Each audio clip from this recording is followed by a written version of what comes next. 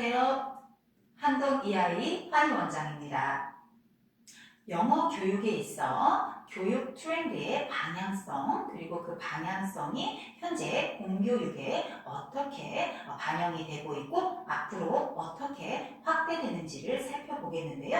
자, 이에 앞서 우리는 작년 즉 2025년 하반기에 교육부에서 앞으로 교육 정책은 이러한 방향으로 흐릅니다. 앞으로 교육 정책은 이렇게 바뀝니다. 라고 이제 발표한 이후 서울 시내에서 발빠르게 대응한 학교들의 실제 작년 기말고사 기출문제를 가지고 이해를 쉽게 돕겠습니다. 자, 이에 앞서 우리는요. 2028 대입 개편 트리거의 핵심 단어들과 핵심 어떤 사항들을 좀 살펴봐야 되겠는데요. 지금 이 영상을 보고 계신 학부모님들 중에서 우리의 아이가 혹시 초등학생 학부모일 경우에는요, 내가 왜 벌써 대입 개편에 대해서 알아야 하지? 필요가 없을 것 같다라고 생각하실 수 있겠는데요. 네, 그렇지 않습니다. 네, 아셔야 됩니다. 그 이유는요, 지금 어쨌든 이런 구조적인 변화가 굉장히 많이 이루어진 이런 단계에서는요, 지금 현재 중고등학생들은 어쨌든 단계적 조정기에 있는 어떤 과도기적인 어떤 단계에 있는 학생들이라고 치면 지금 현재 초등학생들 같은 경우에는요, 학습 방식, 평가 구조, 그리고 요구하는 사고력 수준이 완전히 달라지는 말 그대로 세대 전환기에 있는 핵심 연령층인데다가 이러한 획기적인 변화된 교육 정책에 완전히 부합돼서 적용되는 그런 핵심 학년들이기 때문에 이런 학년들일수록 미리 알고 대비를 하는 학생과 대비하지 않은 학생의 그 결과의 차이는 극명하게 차이가 나기 때문에 이런 큰 방향성의 틀을 알고 교육에 접근하시는 게 상당히 도움이 되겠습니다. 제가 늘 설명할 때 말씀을 드리는데요. 입시를 이해하지 못하는 수업은요, 아까운 학생의 시간을 실험에 쓰는 것과 같습니다. 네. 교육은요, 지금의 수업이 앞으로 몇 년 뒤 어떤 결과로, 어떤 평가로 이루어질지를 전제로 설계돼야 됩니다. 입시는 결국 결과이고요, 수업과 교육은 과정입니다. 자, 과정을 설계하는데 결과를 모른다는 것은요, 즉 시험의 채점 기준을 모른 채 답안을 작성하게 하는 것과 마찬가지입니다. 네. 또한 2028 대입 개편 트리거 중에서요, 가장 구조적인 변화가 집중된 과목이 영어 과목이기 때문입니다. 즉 다시 말해서 가장 많이 바뀐 과목, 가장 많이 변화된 그런 교육 정책에서 가장 많이 바뀐 과목이 이제 영어 과목이다라고 생각해 주시면 되겠습니다. 자, 그러면 어떻게 바뀌었느냐를 보시면요, 대부분의 이제 학부모님들께서는 서술형이 좀 늘어난데, 그리고 수행평가의 비중이 좀 늘어난데 라는 어떤 표면적인 어떤 내용들을 좀 알고 계십니다. 그러나 정확하게 어떻게 바뀌었고 시험 문제가 어떤 방향으로 가고 있고 이러한 부분들에 대해서는 이제 잘 모르시는 분들이 있기 때문에 제가 예시를 들어서 한번 설명을 해볼 텐데요. 자, 그럼 일단 2028 대입 개편 트리거 영어 교육의 판이 바뀐다라고 했는데요. 자, 여기에서 핵심 단어는 뭐냐면 바로 사고력입니다. 자, 통합형 과목 체제는 논리적 표현력과 깊이 있는 사고력을 평가하겠다는 방향성을 담고 있으며, 당연히 이런 사고력을 평가하기 위해서는요, 객관식보다는 서술형의 비중이 이제 커지겠죠. 네. 자, 영어 교육의 판이 바뀐다. 두 번째를 보시면요. 자, 과거의 문제에서는 문제풀이 위주의 어떤 문제였다면 여기서 말하는 서술형은요, 단답형 서술형이었습니다. 자, 그런데 개편된 상황에서 보시면 아까 사고력이라고 했잖아요. 깊이 있게 생각하면서 서술형을 쓰되 논술형 서술형이라고 보시면 되겠습니다. 자, 이 문제는요, 실제 작년 하반기에 중학교에서 문제가 된 기출 문제인데요. 자, 지금 보시면 글로벌 워밍이라는 세계적인 어떤 이슈에 대한 어떤 텍스트, 지문이 이어지고요. 이 지문에 대해서 재민이라는 학생의 주장이 짧게 요약이 됩니다. 자, 재민이의 주장에 대해서 자, 문제는 뭐냐면요. 재민이의 주장을 뒷받침할 만한 글을 영어로 서술을 하는데 관계대명사를 집어넣어서 서술해라 라는 이제 문제가 나왔습니다. 자, 그럼 우리 학부모님들께서 여기서 의구심이 좀 생기실 거예요. 무슨 의구심이 생기실까요? 네. 그러면 이런 문제에서 채점 기준이 궁금하시지 않습니까? 네. 그러면 선생님한테 이쁨 받는 학생이 점수를 더 받지 않을까라는 그런 공정성 논란의 여지가 있지 않을까라는 의구심을 갖겠는데요. 네, 그렇습니다. 그렇기 때문에 당연히 평가 기준, 루브릭 평가 기준표가 각 서술형의 문제마다 제공이 됩니다. 자, 이 문제에서는요, 주장의 명확성, 근거의 타당성, 언어의 구사력 이런 부분에서 높은 점수를 주었고요. 자, 눈에 띄는 건 우리가 그동안 스펠링이라든지 문법이라든지 이런 부분에 굉장히 포커스를 맞췄었는데요. 자, 그런 부분에서는 어떻습니까? 네, 점수 평가표가 기준표가 낮게 평가됐다라는 점에서 조금 두드러진 또 하나의 변화이지 않을까 싶습니다. 자, 두 번째 예문 한번 가겠습니다. 자, 두 번째 문제 스타일을 보시면요. 자, 이것도 작년 이제 기출 문제였었는데요. 우리가 보통 글은 기승전결이잖아요. 자, 그런데 conclusion, 즉 결론만 주어지고 기승전을 도려내서 이 부분을 학생들에게 영어로 기술해라 라는 문제였고요. 당연히 보시면 이제 조건의 내용에 해당하는 부분들이 이제 있습니다. 이런 조건의 내용에 해당하는 부분들이 있고요. 자, 이런 논서술형은요, 보통 문제가 5문제, 6문제 정도로 축소가 됩니다. 보통 우리가 시험 문제는요, 25문제나 30문제 정도 됐잖아요. 그런데 보통 10문제 안팎에서 이제 시험 문제가 나오게 됩니다.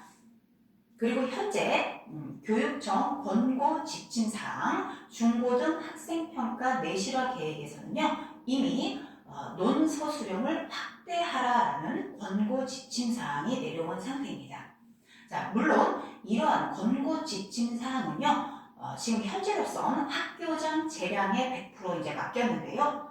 당연히 앞선 교육장이라고 하면 이 변화된 교육 정책과 변화된 입시 정책에 맞게 발빠르게 논서술형으로 100% 이제 시험을 보겠지만 이런 퍼센테이지는 학교장 재량에 맡기긴 했습니다만 어쨌든 교육부의 목표가 논서술형 100%가 목표이기 때문에 시기의 문제일 뿐이지 언제든 어느 때든 당연히 이러한 방향으로 이제 흘러가게 되겠습니다. 또 하나는 뭐냐면 우리가 대한민국도 선진국이지 않습니까? 그런데 OECD 국가들 중에 이렇게 많은 객관식 시험으로만 대학을 가는 나라는 사실 대한민국이 유일합니다. 그렇기 때문에 선진화된 교육정책, 즉 올바른 교육정책의 방향으로 가고 있다라고 이제 보시면 되겠고요. 그래서 역행할 일은 없을 것 같습니다. 그래서 대비를 우리가 철저하게 해야 되겠습니다. 그래서 앞으로는요, 사실상 2년, 3년의 이상의 선행에 큰 의미를 두지 않으셔도 됩니다. 그래서 초등학생들이 무슨 철학 지문이라든지 과학 지문 혹은 사회 현상에 대한 깊이 있는 내용을 알지 못한 채 달달 암기해서 발표하고 시험 보고 뭔가 글을 읽고 이런 부분에 있어서 크게 의미를 두지 않으셔도 되고요. 오히려 텍스트 혹은 원서라 자기의 레벨이나 자기 사고 수준에 맞는 그런 원서나 책을 읽고 책 한 권을 읽더라도 깊이 있는 사고를 하는 훈련을 하는 것이 훨씬 도움이 될 것입니다. 자, 그런데 우리 학부모님들께서 조금 오해하시는 부분이 있어서 이제 말씀을 드리는데요. 영어 원서를 많이 읽으면 사고력이 저절로 확장된다라고 이제 생각을 하시는 분들이 많이 있는데요. 안타깝게도 실상은 그렇지 못합니다. 왜 그러냐면요. 영어는 모국어가 아니기 때문에요. 학생들이 영어 원서나 영어 텍스트의 글을 읽으면요. 정말 말 그대로 그 텍스트에 집중을 합니다. 네. 글의 어떤 글 자체에 이제 집중을 하기 때문에 그 글을 읽으면서 어떤 스스로 질문을 던진다라든지 스스로 어떤 깊이 있게 사고를 한다든지 그런 어떤 사고력을 확장하는 어떤 사고 과정을 사실상 거치진 않아요. 그래서 원서를 읽고 어떤 사고력을 확장하기 위해선 반드시 깊이 있게 사고하는 어떤 그 원서, 독후 활동이라든지 이런 부분에 있어서 수업이나 어떤 툴을 도움을 받는 것이 훨씬 도움이 되겠습니다. 그래서 현재 지금 서울시내 서울시내에서만 중학교 42곳에서 그 객관식 시험 문제를 전면 폐지하고요. 논서 수령 100%로 이제 시험을 보게 되었습니다. 이게 작년 하반기 기준이기 때문에 아마 올해는 조금 더 늘어나지 않을까 싶습니다. 자, 우리가 이제 논서 수령 시험 지필고사에 대해서 이제 살펴보았다면요. 이번에 이제 수행평가를 보겠는데요. 수행평가도 기존에도 어쨌든 30%나 40% 정도 이제 반영이 되지 않았습니까? 그래서 모든 학부모님들께서 수행평가의 중요성을 그렇게 많이 심각하게 보지 않으셨을 것 같아요. 현재도 우리 아이는 원래 수행평가 잘했어요 라고 이제 생각하실 수 있겠습니다. 왜 그러냐면요. 기존 수행평가는요. 결과 중심이었습니다.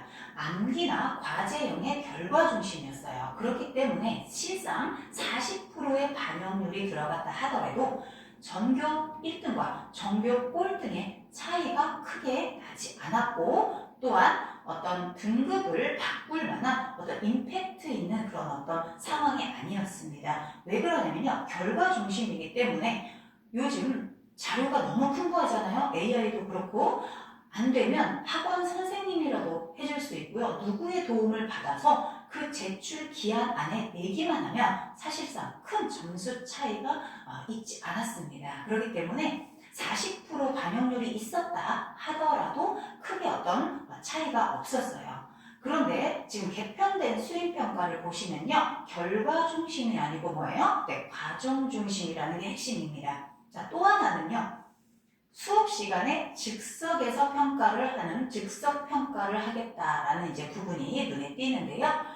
지금 결과 중심, 암기형, 과제형을 안 하겠다라는 이 부분은 또 무슨 의미냐 하면 워낙 AI, 디지털 기반의 시대가 확대되면서 AI나 이런 도움을 너무 받기 때문에 어떤 걸 자료를 찾아오고 과제를 한다 하더라도 그 아이의 실력이 아닐 수 있다라는 어떤 전제하에 즉석에서, 수업 시간에 즉석에서 그 아이의 실제 실력을 평가를 하겠다라는 데 이제 의미를 두는 것입니다. 자, 또 하나는요. PBL IB 과정이라고 이제 선생님이 썼는데요. 이거는 무슨 말이냐면 PBL은요. 프로젝트 베이스, 프로젝트를 기반으로 한 러닝이다. 즉 프로젝트형 어떤 수행평가다. 토론, 발표 이런 것들, 이런 토론과 발표, 프로젝트를 하는 과정 속에서도 어떤 평가를 하겠다 이런 말씀이고요. 자, 눈에 띄는 건 또 뭐냐면 팀 프로젝트를 강조했다라고 보시면 됩니다. 팀 프로젝트라는 건 뭐냐면요. 프로젝트를 이제 혼자서도 하지만 팀으로 하면서 이 팀워크라든지 아니면 팀에서 뭔가를 자료를 수집하고 선정하고 좋은 어떤 의견을 내고 협업정신, 협동정신, 책임감 이런 어떤 과정 자체에서 이제 평가를 하겠다라는 이제 부분인데요. 사실 이 팀 프로젝트 부분에서는 어떤 의미가 또 숨어 있냐면요.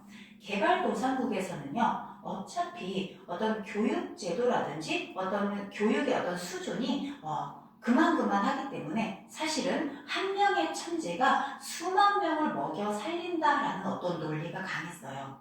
그런데 선진국으로 갈수록요. 집단 지성의 의미를 강조시킵니다. 즉 다시 말해서 어떤 교육의 환경이나 이런 것이 좋기 때문에 각각 분야의 지성인들이 혹은 어떤 좋은 의견을 가진 의견인들이 굉장히 많이 있기 때문에 그런 의견들을 서로 모아서 브레인스토밍, 그러니까 뭐예요?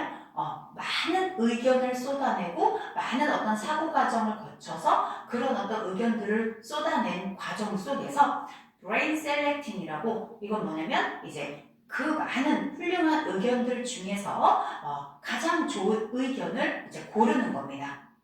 그 과정 속에서 나의 의견은 왜 선정이 안 됐고 어떤 부분을 보완을 해야 되고, 그리고 다른 사람의 의견은 어떤 점이 가장 좋았고, 그리고 더 보완하면 어떻게 더 좋아질 것인가, 이런 어떤 과정 속에서도 평가를 이제 하게 되는 거고, 이런 어떤 팀 프로젝트, 즉 집단지성을 강조함으로써 더 나은 정책, 더 나은 의견이 나올 수 있다라는 이론이에요. 그래서 아까 논서술형의 어떤 그런 시험 문제도 마찬가지로 굉장히 선진화된 교육 정책이지만요, 지금 팀 프로젝트를 강조하는 이런 부분도 선진국으로 가고 있는 집단지성의 의미를 강조하는 선진화된 아주 훌륭한 교육 정책입니다. 그래서 이런 교육 정책을 역행할 의미가 없겠죠. 그래서 앞으로도 이런 의미를 강조하는 그런 어떤 선진화된 교육 정책으로 계속 가게 될 것입니다. 아주 좋은 정책이에요. 네. 자, 그러면 이렇게 살펴봤는데요. 자, 선진화된 이런 훌륭한 교육 정책에 발맞추기 위해서, 자, 영어라는 과목에서 영어가 가장 많이 바뀌었다 했잖아요. 자, 사교육에서 이제 영어 학원 고르는 기준을 봐야 하겠죠.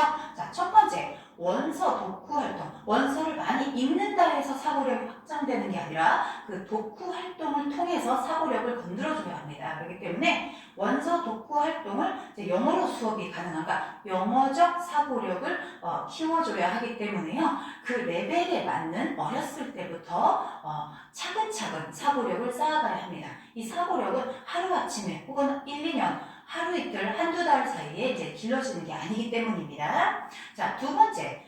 아까 토론이라든지 그런 어떤 발표 수업, 토론 수업 이런 것들을 이제 강조함으로써 원어민 선생님들뿐만 아니라, 자, 한국인 선생님들도 영어 토론 수업 또는 영어 논술 서술형 수업이 가능한지를 따져봐야 하겠고요.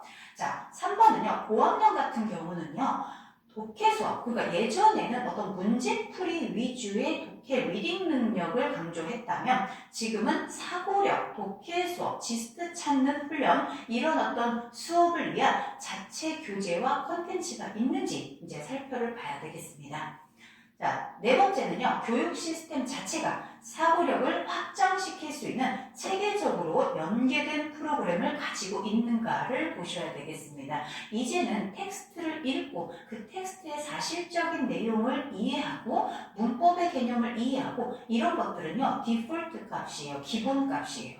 거기에서 더 확장돼서 사고력 독해, 그리고 영어로 발표하고 논술형, 서술형의 글을 쓰고 그런 것들의 어떤 훈련이 잘 되려면 그런 어떤 교육 콘텐츠가 체계적으로 잘 되어 있어야 하겠습니다.